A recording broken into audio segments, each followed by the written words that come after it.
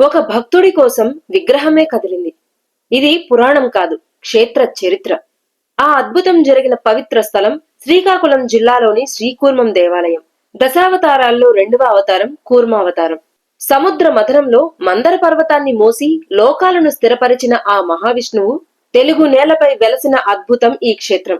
కాని ఇక్కడ ఒక విచిత్రం జరిగింది. ఆలయంలోని స్వయంభూ విగ్రహం తాబేలు ఆకారంలో ఉండటంతో అది శివలింగమని భావించి అందరూ శివుడిగానే పూజించేవారు. అప్పుడే అక్కడికి వచ్చారు శ్రీ రామానుజాచార్యులు. ఇది లింగం కాదు, సాక్షాత్తు కూర్మనాథ స్వామి అని ఆయన నిరూపించారు. అది ఎలాగో తెలుసా?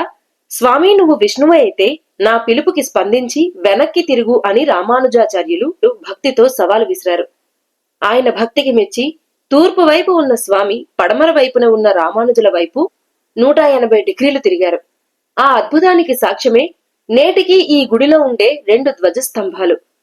ఈ అద్భుతం మీకు కొత్తగా తెలిస్తే ఓం నమో నారాయణాయ అని కామెంట్ చేయండి. మరి స్వామివారి నిజరూపం ఎలా ఉంటుంది?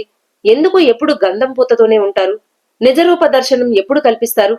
ఆ రహస్యం తెలియాలంటే మా ఛానల్ ని సబ్స్క్రైబ్ చేసుకోండి. త్వరలో తెలుసుకుందాం.